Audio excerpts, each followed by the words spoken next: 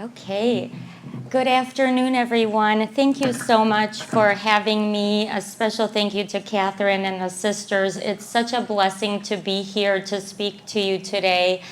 The theme of this talk today is From Wounds Flow Mercy. And what I'd like to do is focus in the realm of mental health, as that is my passion, and educating Catholic communities with regard to mental health, and that this is just a really very common and very not really talked about condition. So what I'd like you to kind of think about as you're thinking about Christ's wounds is your own wounds, our own wounds of mental, emotional suffering, also the wounds of others, the individuals that you know, friends, family, your neighbors, your communities. A lot of times what we do in our communities is we're very comfortable talking about physical health. As a community, you know, we might say, hey, how are you? How are you doing? How is your health? Well, I've got arthritis. Maybe you talk about your diabetes. Maybe you talk about conditions that are physical health conditions. But we're not as open about talking about our mental health. You know, we're not very open about talking about our depression, about our anxiety, our trauma, our grief, our exhaustion, despair, our addictions. So whereas those physical health concerns get sympathy, the mental health, the broken spirit gets silence. When in fact mental health conditions are very real. In fact, statistics show that 1 in 5 Americans are diagnosed with a mental health disorder within a given year. If you look at the people around here, all of us here, this community, 1 in 5. If you count symbolically every 5th person here, how many people would we have? 7, 10? So those are people who are our loved ones, our neighbors, our friends, people that we know. And think about how we speak about mental health. We talk about it differently than we do medical health. We're empathic to those who have medical concerns, but sometimes mental health doesn't always get that empathy. Christ was not a stranger to emotional suffering, and neither were the saints. So if you look at some of the saints that you might know, St. John of the Cross, who wrote A Dark Night of the Soul, he actually, during his imprisonment by his own order of friars, he talked about being depressed, lonely when he was imprisoned. He experienced anguish. Our own Mother Teresa, that most of you know, are familiar with, maybe some of you have even seen on TV when she was alive, Mother Teresa talked about having this spiritual dryness, feeling loneliness, emptiness for many, many years. And then we have St. Augustine. He struggled during the time of his conversion and afterwards with anxiety, despair. But these saints, they turned to their faith. Their faith sustained them in those times of mental anguish and struggle. We also have our own St. Rita, who we focused on here during this Lenten season. Think about, as a mother, the anguish that she experienced. She lost her husband and her children. How that can affect somebody, a mother, to lose her entire family. And then we have St. Dymphna. St. Dymphna, if you're not familiar, is the patron saint of mental health. And I saw a priest actually talking about saints, and he said, saints choose us, we don't choose them.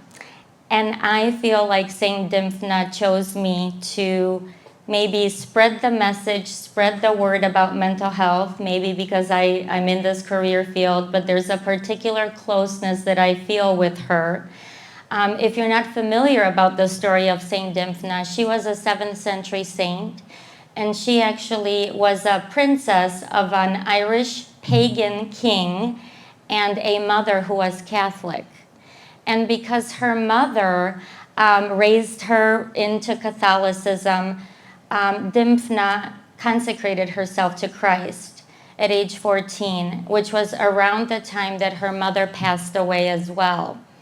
When her mother passed away, her father, the king, was so grief-stricken, so mad, you could say, with grief, so distraught with his grief, that his court suggested that he get married again. And he said that he wouldn't get married to anybody unless they were as beautiful as his former wife. In his grief, he started to think about and wanted to marry Dymphna, his daughter, because she was as beautiful as her mother. Of course, this was extremely shocking and disturbing to Dymphna, so she actually fled from Ireland to Belgium, a town of Eel, and this town, she actually fled there with her priest, who was her spiritual advisor, and the 2 servants that came with her. And in that town, she took care of the sick, the mentally and emotionally disturbed individuals with developmental disabilities. And when her father found her, he tracked her through the coins that she used when she was purchasing things. He went to Belgium to force her to come back. When she refused, he killed her, and he killed her priest, who was the spiritual advisor. And in the place where she was killed, miracles started happening. People with developmental disabilities, with mental health concerns were cured. And what's really amazing, what happened in that town still exists today, and researchers study it. This town, this little town of Belgium, takes the individuals who have mental illness, developmental disabilities, and they actually live with families. They are adopted, so to speak, by families, to be cared for by families, so that they don't have to be institutionalized. It's really just beautiful, and that her work exists to this very day, and the residents of that town talk about that legacy that she left. So saints were no strangers to mental health and emotional suffering. Neither was Christ. When we look at the Bible and we look at the language written in the Bible, you can see that in Luke, Jesus talks about casting out demons. As we know, in Mary Magdalene, he cast out 7 demons, and that indicates a restoration of mental health. There are accounts in Matthew. Jesus healed all who were sick, including those with various afflictions, diseases, mental disorders. We also have an account where Jesus says, or the writings show that he invites the weary and burdened to find rest in him. That suggests a compassionate approach to mental health and an acknowledgement of mental health concerns. Jesus also went about healing every disease. We focus a lot on the physical healings, but Jesus healed every disease. He also healed those with mental health issues as part of his ministry. And the story of the demoniac, which we see in Mark, illustrates that Jesus cast out demons, again, symbolizing that healing and restoration of mental health. So when we think about our own mental health, please know that mental health is just as real as physical health. I have never had anybody come to therapy to say, I'm faking this, I want to make my family and friends mad and upset, I don't want, I'm just not, I'm just faking this condition. That is absolutely not true. Mental health conditions are very real. and they're very painful, and people suffer with those conditions. And you might be the person here today who has been meant to hear this talk because you are one of those people who is suffering, or maybe you have friends or family who are suffering. Jesus knew suffering. During his ministry, he felt, and you can think about those accounts, he felt abandoned by people who loved him, right? Betrayed by people who loved him. What must that feel like? He felt grief. When we think about his time praying in the garden, think about right before his crucifixion, think about the utter despair, the hurt, the sorrow, the fear he must have felt knowing what was coming. But what did he do with that? He didn't run. He didn't hide from that. He gave it up to the Father. He prayed.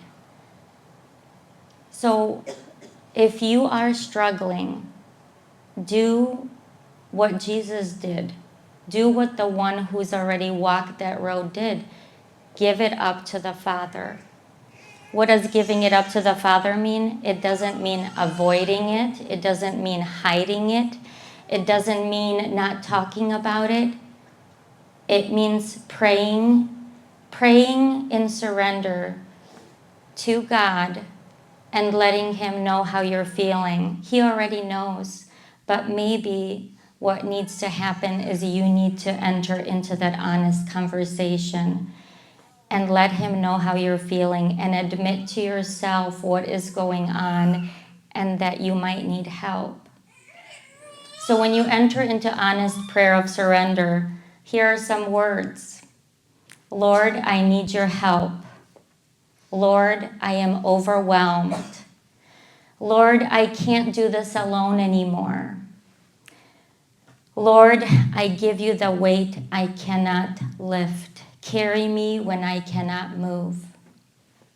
I love this one. It's such a wonderful thing to repeat, especially for people who have mood disorders, depression, anxiety, struggling from trauma. Lord, sit with me in this darkness and be the light I cannot yet see. Lord, give me the humility to reach out and the courage to accept help. Lord, guide me toward the people who can walk with me. Lord, help me find the right professionals to help me. The last three speak to getting help. So the first thing we do is pray. Catherine, in her talk a few weeks ago, said something that I thought was really great. I was watching the Lenten series on video, the recorded series, and she said, your suffering doesn't define you. And that is so true. Your suffering does not define you. That doesn't mean that you are not close to God, that your prayers haven't been answered, haven't worked. That none of that is what that means when you're suffering. It means that you have to give it up to the Father. You have to allow him to work in you, through your prayers, but also through others. Jesus meant for us to live in community. He lived in community. When we think about community, think about the people who have been called to be professionals. You go to doctors. Think about the people who have been called, who've received this calling, like me, to be a mental health professional. I was not called to be a teacher, a dentist, an attorney. There's nothing wrong with that if you're one of those. Those are great. I was called to be a mental health professional because I want to help people with their mental health. That is my passion.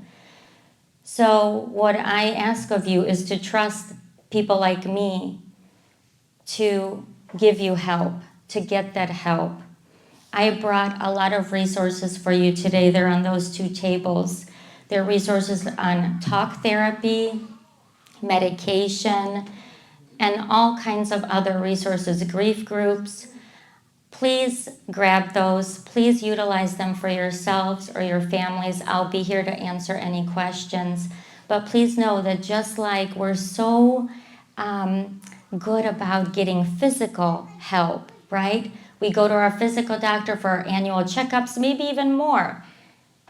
That's what we need to do with our mental health. Jesus wants you to take care of yourself. God wants you to take care of his creation, and that is you, not just your body, but your mind too. He created that too, and it needs to be taken care of, and it needs help from professionals.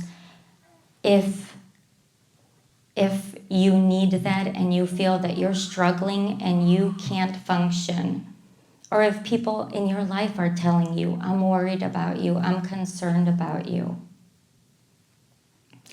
So as you think about getting that help for yourself, think about too, for those of you who have family, friends, people you know and love who are struggling.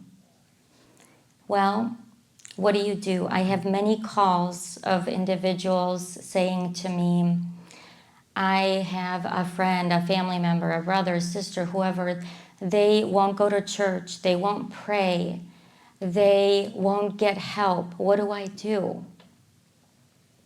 Well, that's really hard. And they also say, I keep telling them, asking them, or I yell at them. I get so angry with them because I want them to get help, and they're not getting help. It's really hard to stay neutral when it is a family member, friend, somebody that you love and care about, or a neighbor that you're very close to. Here are some words you can use to enter into a very loving, compassionate conversation with somebody. I have observed that you seem quieter lately, and state where. And I care about how you're doing. I would be happy to walk with you, grab coffee, or just sit and keep you company. I have observed how much you've been carrying, and state what they're carrying, what the things are. And I wonder if extra support could help. Would you consider, or would you be open to calling somebody? I could go with you. I have some numbers here. Would you consider maybe making a call to see a therapist, to see a doctor? I'm grateful you're my son, daughter, spouse, and I care deeply about how you're doing. Let's take this at your pace. What can I do to help? You're not alone. There are many professionals who can help. Would you consider speaking to someone about how you feel? I feel that God is close to you, even in this pain, and that is so important to say, because many people feel they're in this darkness, that God has abandoned them, and you need to be that light for them that says, I feel that God is close to you, even in this pain. I have observed how deeply you're hurting, and I believe God cares about that. That's another really important thing to say, that we believe God cares about that. God is not happy about your suffering. God is there with you, and he's going to walk with you through this. Would it be okay if I prayed with you or for you? You have such a beautiful prayer ministry here, and it is something that we should all be freely asking for, to have the prayer minister pray for our mental health too, not just our physical health. So think about those things as you are reaching out to your loved one. And just know that it might take them some time to get help. While it does, you need to entrust that God has a plan for them, just like God has a plan for all of us. And sometimes all you can do is pray and be that constant support for them, just letting them know, even if they don't want the help, I'm here for you. I'm here for you when you need me. And pray for yourself as well. Pray for God to give you the strength and courage to help this individual when they need it, and to also Allow yourself to give this to God and trust in God's plan for this individual, that God will take care of this individual. Because sometimes it feels like we have lost control of somebody we really love. We want them to do something and they're not doing it. You have to trust in God's plan.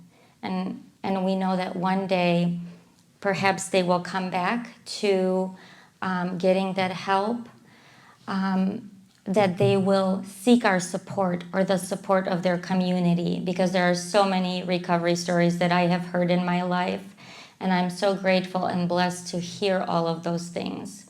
So please entrust God with your loved one.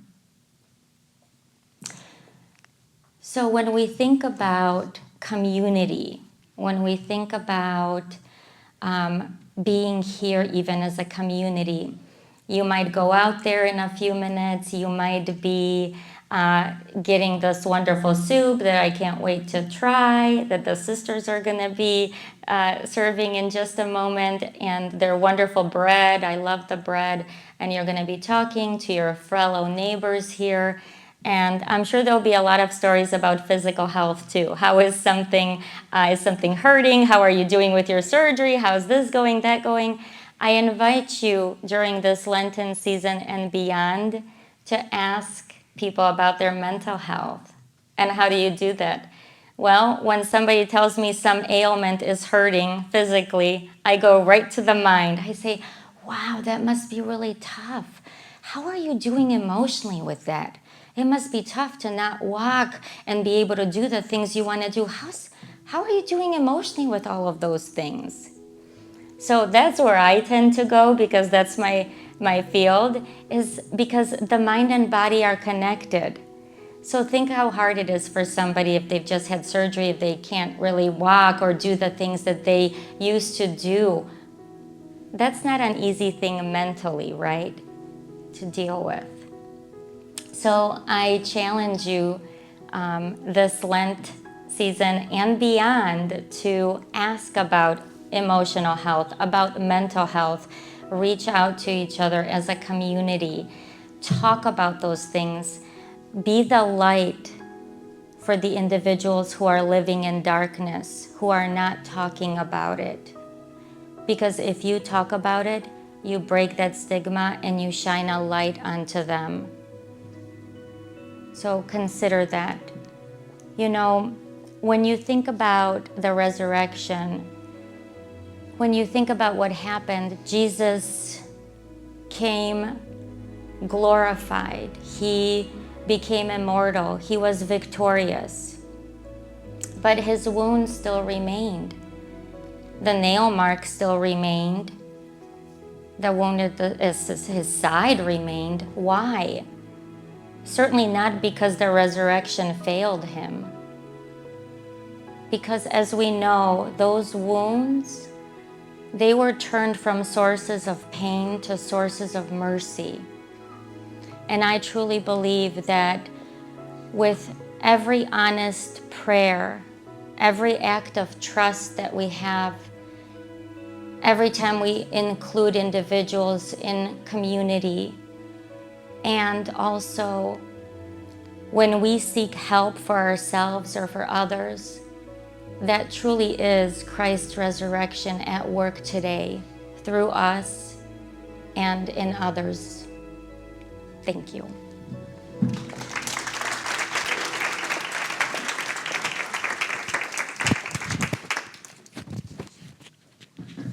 I love everything that you said. It's just right on target for, with my limited knowledge, our limited knowledge here at the Shrine, praying with people, listening, accompanying one as, that's tops, because it takes some of that darkness away. It's first step. What I absolutely love is how you posted all of those questions of like opening the door. Because here, we have found many times, and recently came to my attention too, when praying with someone, you realize that it's much deeper than the physical wound. There's something else that you cannot fix. A regular, unqualified person, and that prayer helps, but getting them to the right help is really critical. Having the resources here, thank you so much for that. God bless you for everything that you do for your life, with your life for so many people. It's not it's a vocation. It truly is a vocation. God bless you and thank you for that. But those questions are critical. And the resources, because not only do they want to know that all of us go through suffering and anxiety and depression or different situational things at times, and some are much more serious, but just having a good resource is critical, because people ask that, where can I find someone? Hopefully that's Catholic, loves God, and is not going to take me down a weird path. Yeah. There's so much stuff out there. I don't know if you want to respond. Yes, absolutely, and thank you for that, Catherine. Yes, there's so many, that help is critical. And in our society, we still don't talk about mental health like we do physical health. We're afraid, there's stigma, but we have to talk about it. We're all struggling at one time and another. If you're a human, you've gone through some things, right? We all have. And it's so critical to get help. And just like you go to your doctor and you pay your copay, your $20, whatever the copay might be, when you go to a therapist, you're going to pay the same copay. Your insurance covers that. So just know that, and people don't usually know that. And I'm giving you some books here that have a lot of different professionals in them. You can also call the back of your insurance and find different professionals. You can ask for a Catholic professional. You can ask for somebody who is, if you don't want to work with a male or female, you can ask for all of that. You can specify who you want to see. And please don't give up. If you find somebody who you finally decide to go to and you feel, boy, I am not connected with this person, I do not like this person. It's just like anybody, a car insurer or an insurance agent, anybody that you're working with in life. You may not like somebody, you may not click with them right away, but please continue the search. You can even call me. I left some cards here to guide you, give you some recommendations, referrals of anybody that you might want in the community. I would be happy to help you with that, but don't give up. That person is out there for you and they can help you. You want to get on that road to wellness, and part of it is seeking those individuals who can help you and who have been called to do this work. So please feel free to stop by. If you have questions, I'd be happy to chat with you. Thank you. Thank you so much. Thank you, Dr. Agnes. God bless you. At this time, my friends, we will have